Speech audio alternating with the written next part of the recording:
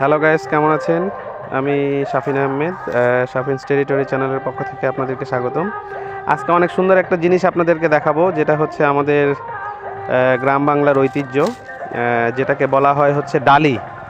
হ্যাঁ, আসলে এই ডালি বানাতে যে যারা বানায় তাদের নিপুণ হাতের এত সৌন্দর্য, এটা আসলে আপনারা না দেখলে মিস করবেন। এটা আসলে অনেক আগে থেকেই বানানো শুরু করছে, কিন্তু আস্তে আস্তে এটা এখন শেষের পথে, আরও কিছু কাজ বাকি আছে। এই যে আমাদের কাকির সাথে অনেক দিন পর দেখা হয়ে গেল। কাকির কাছেই শুনি এটা বানাতে কতদিন সময় লাগে এবং এই সৌন্দর্য আরও কতটুকু বাড়বে। চলেন শুনি। কাকি, আপনার নাম কি? একটু জোরে বলবেন। ভারতী।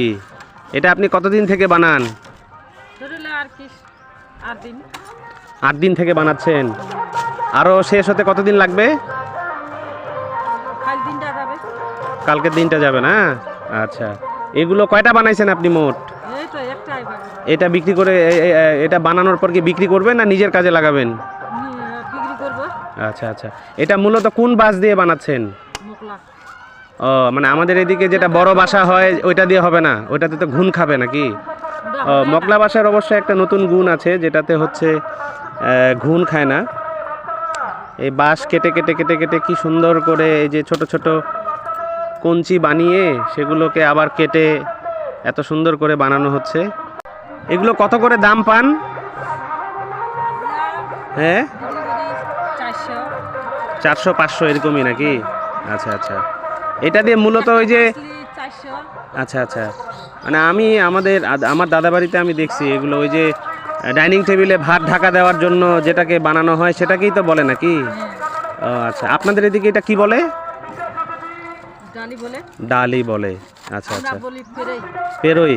আচ্ছা, আমরা বলি ডালি।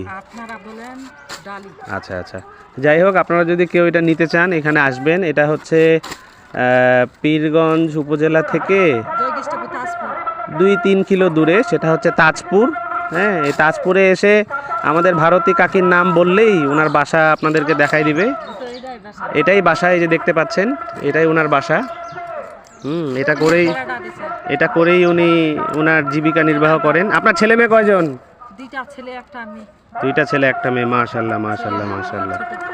যাই হোক, আমিও অনেক দিন পরে এই জিনিসটা দেখলাম বানাতে, আমারও খুব ভালো লাগতেছে। ঠিক আছে গাইস, ভালো থাকবেন। আসসালামু আলাইকুম।